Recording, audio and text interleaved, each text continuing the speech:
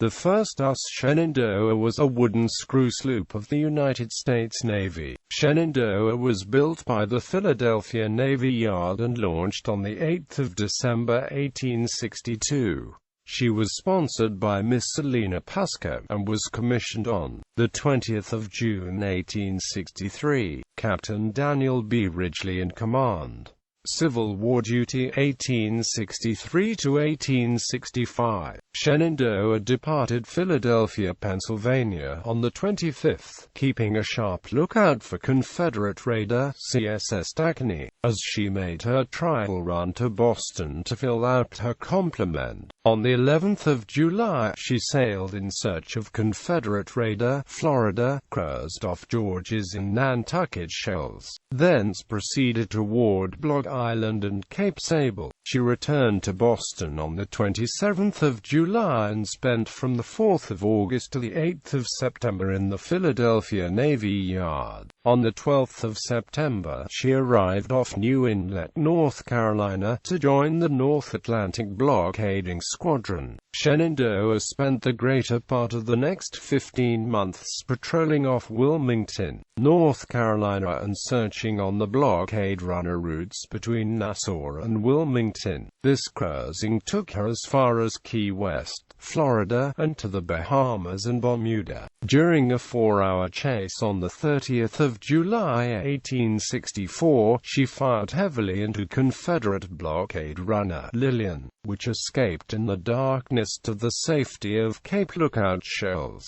At daylight of the 7th of August, blockade runner Falcon narrowly escaped Shenandoah and USS Santiago de Cuba by throwing cotton overboard to lighten load and then outsailing her pursuers in the direction of Cuba. The Battle of Fort Fisher. Shenandoah reached Green Bay in the Bahamas on the 13th of December 1864 to investigate reports that Confederate privateers were being fitted out there to prey on Union commerce. Finding no trace of such activity, she hurried north to join the great Federal fleet poised on the coast of North Carolina for the attack on Fort Fisher, which protected Wilmington, North Carolina. On Christmas Eve, she closed to within 1,500 yards of the shore to bombard the works of Fort Fisher with all guns that could be brought to bear. In little more than an hour, the Confederate fort had been silenced, 2 of its magazines had been blown up, and the fort set afire in several places. The bombardment was kept up with good effect until after nightfall. One shot from the Confederates carried away Shenandoah's stern ladder. She renewed the action with other ships of the fleet on Christmas morning to cover the landing of about 3,000 Army troops. Her deliberate and well-directed fire silenced a 4-gun battery to the west of Fort Fisher. She then turned her attention to a 2-gun casemated battery. One shell from this battery fell a few yards short, and another passed over Shenandoah, which retaliated by exploding a 150-pound rifle shell near the top of the mound. Nevertheless, the Amphibious assault failed to capture the fort, and the Union troops re-embarked during the night, save for about 1,000 soldiers who found themselves stranded on the beach by heavy surf. These were safely returned to the transports during the following 2 days as Shenandoah patrolled off New Inlet. The amphibious assault on Fort Fisher was renewed on the 13th of January 1865.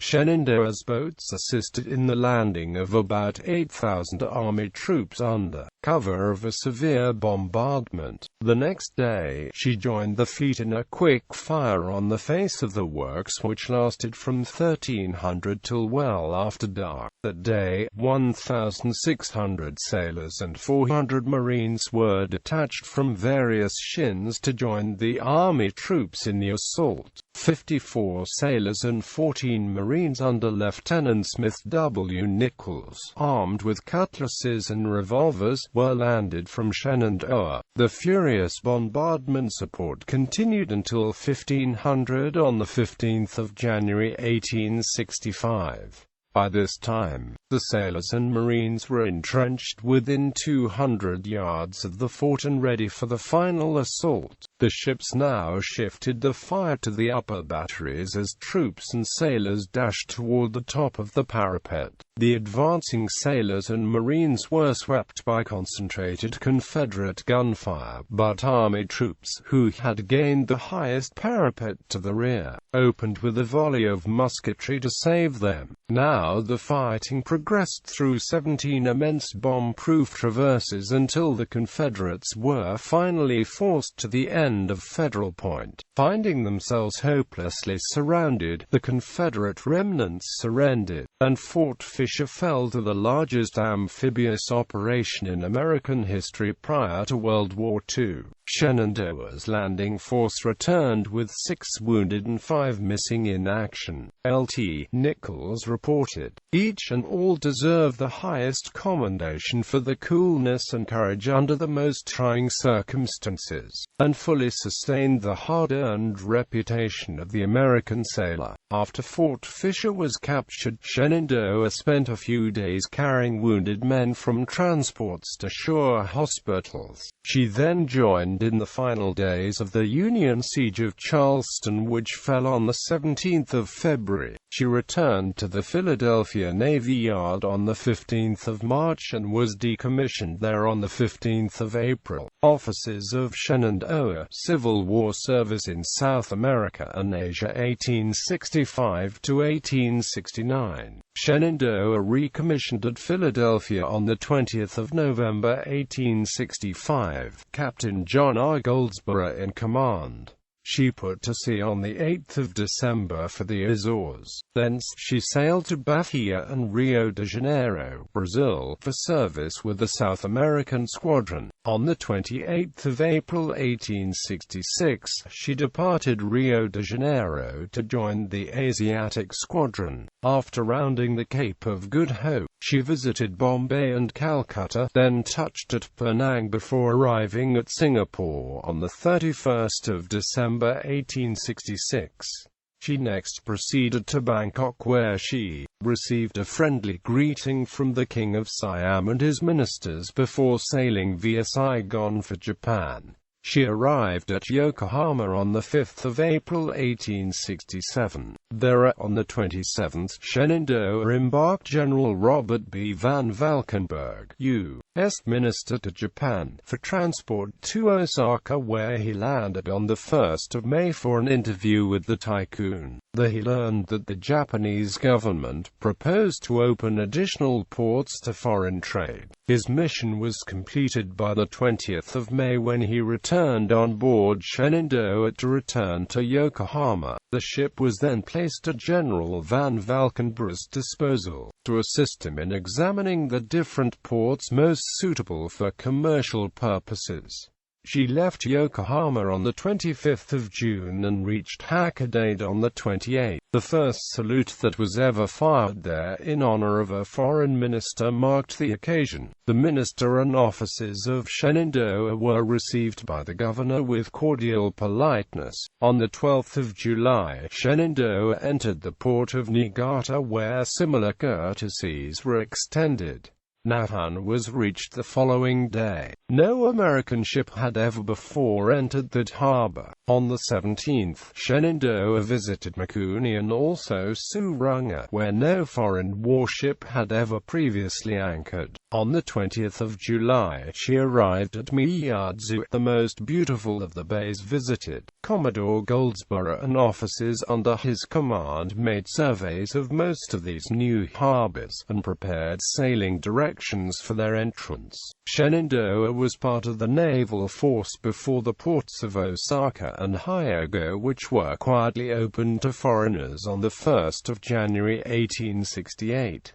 The event was celebrated by American and British ships, the mastheads being dressed with the respective national flags and the Tycoon's flag at the main. Each ship simultaneously fired a salute of 21 guns, which the Japanese promptly returned. On the morning of the 11th of January, Shenandoah sent her boats to assist in the search for Rear Admiral Henry H. Bell, Commander-in-Chief of the Asiatic Squadron, whose boat had capsized while attempting to cross the bar on the way into Osaka from flagship Hartford. The admiral was drowned along with his flag lieutenant and 10 of the boat's 13 crewmen. Command of the Asiatic Squadron now devolved upon Commodore John R. Goldsborough as senior officer, until the arrival of Rear Admiral Stephen C. Rowan. Commodore Goldsborough transferred his pennant from Shenandoah to Hartford on the 31st of January 1868. Korea Lieutenant Commander Chester Hartford took temporary command of Shenandoah until the 22nd of February 1868, when CDR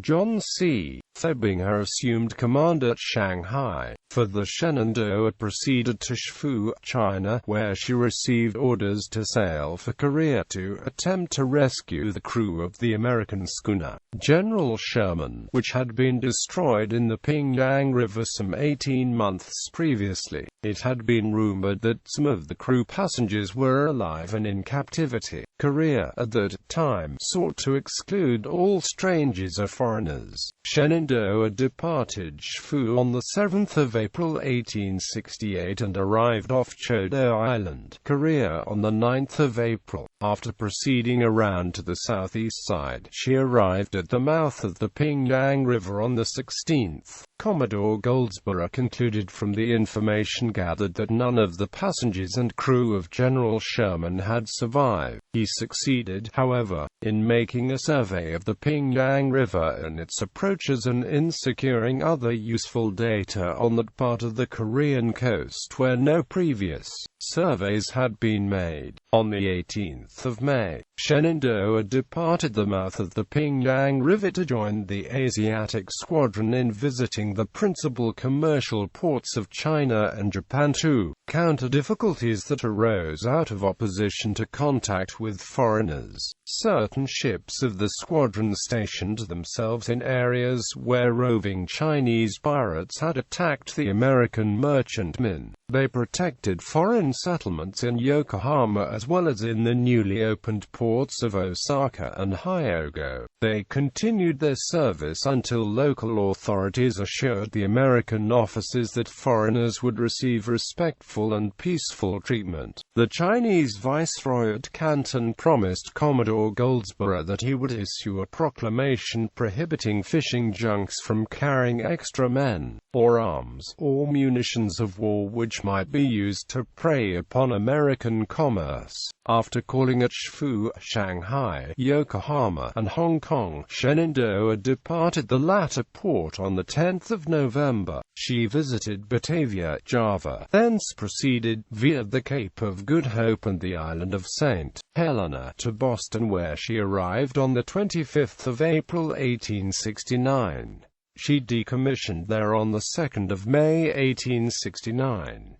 The European Station 1870–1874. Shenandoah was recommissioned at Boston on the 15th of August 1870, and sailed on the 4th of September for service on the European Station. After a call at Lisbon and station duty at Le Havre, she touched Southampton on her way to the Mediterranean to show the flag at such ports as Villefranche, Toulon, Marseille, Genoa, Alexandria, and Naples. While at Villefranche on the 15th of December 1871, seaman Isaac Supp jumped overboard and rescued a shipmate from drowning. for which he was awarded the Medal of Honor. On the 1st of June 1872, she set course north for Lisbon, Queenstown, Plymouth, and Southampton, thence proceeded to Lisbon, Cadiz, Algiers, Tunis, Malta, and Piraeus. In the last named port is Christmas Day of 1872. She was host to the King and Queen of Greece.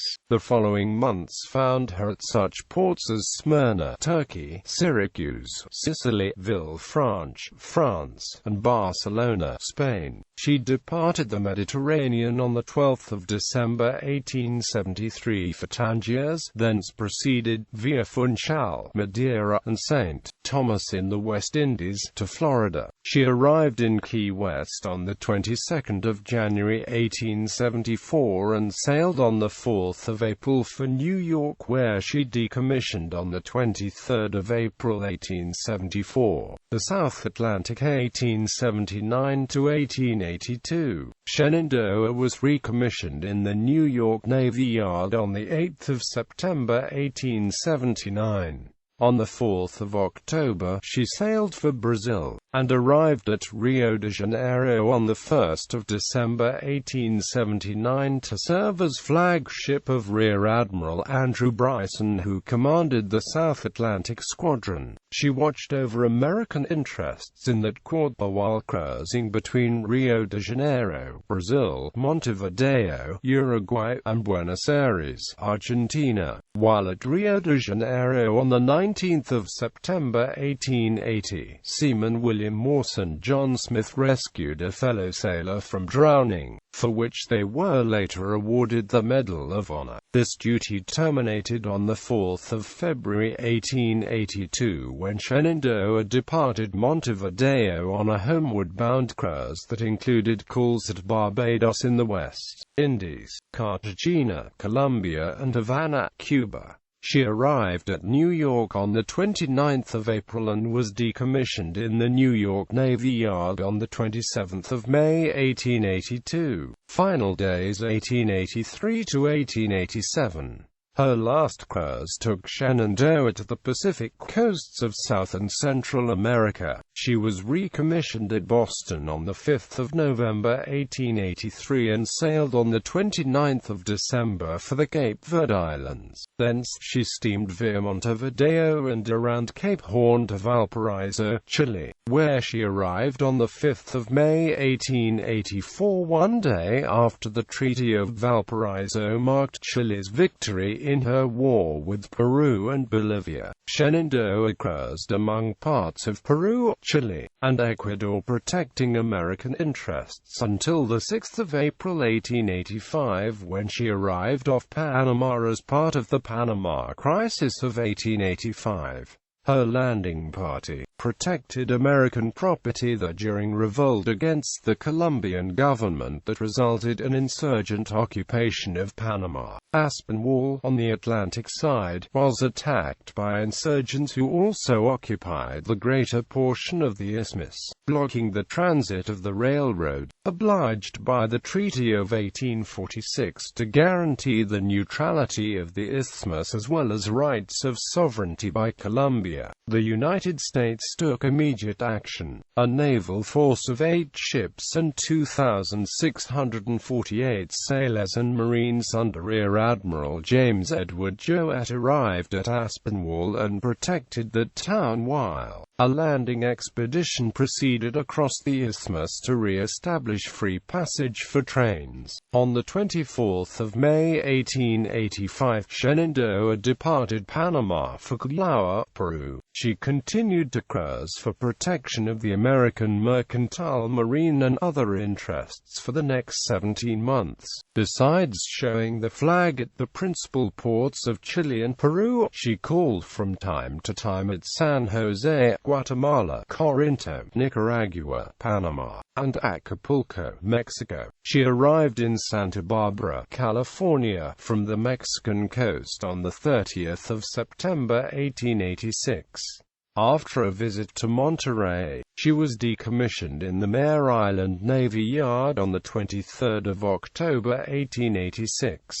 She was sold on the 30th of July 1887 to W. T. Garrett and Amp Company, San Francisco, California. Bibliography. This article incorporates text from the public domain Dictionary of American Naval Fighting Ships. The entry can be found here. Wiley, Arthur. The Union Navy. Lulu.com.